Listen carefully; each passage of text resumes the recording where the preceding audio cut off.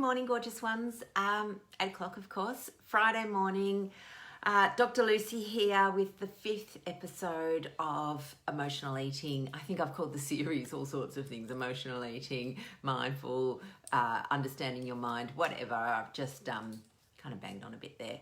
Now, I'll wait for a few more of you to jump on. I know that it's trickier because for a lot of you, you were watching our lives on the page and we've moved into the group. One of the things I would say, if you want to watch these live, and I would love you to, is you can set your phone to give you notifications when Real Life Medicine goes live. So that's kind of a good thing to do if you want to. Don't have to, but it's, just helpful to know.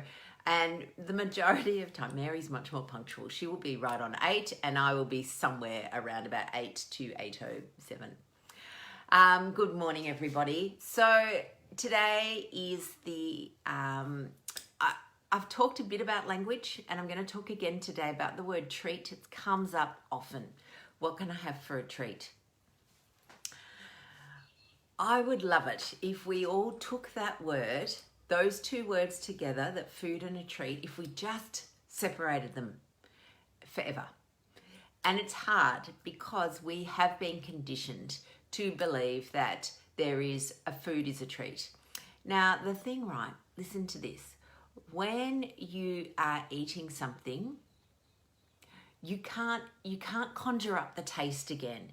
So let's say that in your mind, a treat is having a piece of, chocolate cake or a bit of fudge or brownie. Let's go chocolate brownie. Your brain goes, oh, that's a treat. And the logical part of you goes, yeah, it's a treat because it tastes so good. But can you conjure up that taste again? Not really. You actually can't. Like if you try right now to think about chocolate brownie, you just can't do it. Taste is what we think we are getting with the treat. What we're actually getting is the dopamine hit. So the treat, is this idea, we think, oh, it's so yummy, it's the taste. But if it was that yummy, you would be able to conjure it up again.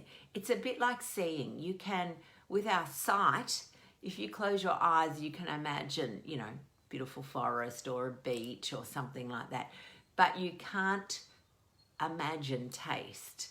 So the sensation is fleeting, if you like. It lasts like, 10 seconds? So this idea that you've got this treat, it's 10 seconds.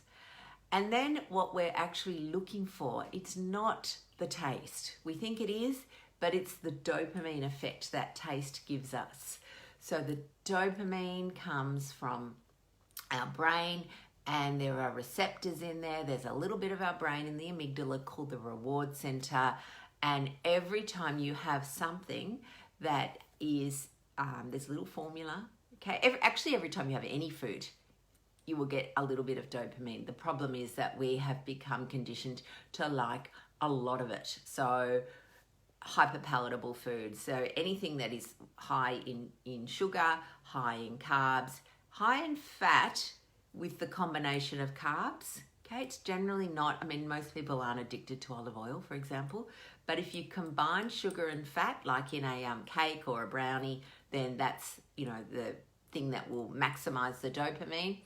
And even salt in there as well, which is why I reckon the salted caramel sort of sweet bacon bonanza has happened, because that just lights up that dopamine response like a Christmas tree. So this is a long-winded way to say what we actually are doing is looking at that food, the dopamine response, and then we're calling it a treat. So for me, I've just separated them out. Okay, food is not a treat.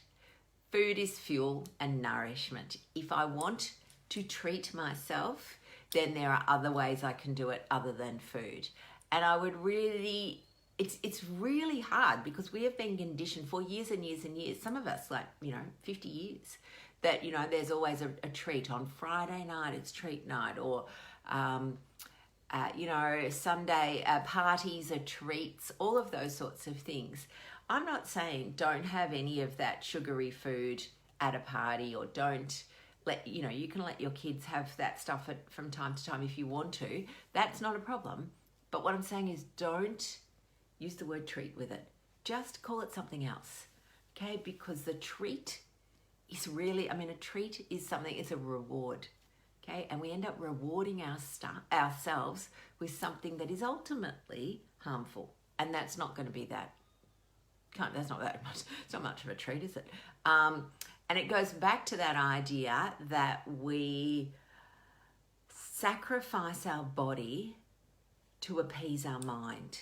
So the mind is what wants the sugary food and gets the dopamine, and the body just has to deal with the consequences. And so just be really mindful, okay? Take out the word treat and you will find that suddenly your whole outlook on how food is changes. It takes a while and you'll keep slipping up on that concept because, again, we're conditioned, but just try it. That's your job for the next 50 years. Take the word treat and food and separate them. They're not the same thing. All right, darlings, have a wonderful day. It's beautiful outside here in Melbourne. My favourite, autumnal weather. I'm wearing all sort of autumn colours. And I've got my little owl on. Oh, there he is. Which is meant to bring sort of, it's wisdom. So I'm feeling wise today. Have a wonderful day. See you, not next week, that'll be Mary, the week after. Bye, darlings.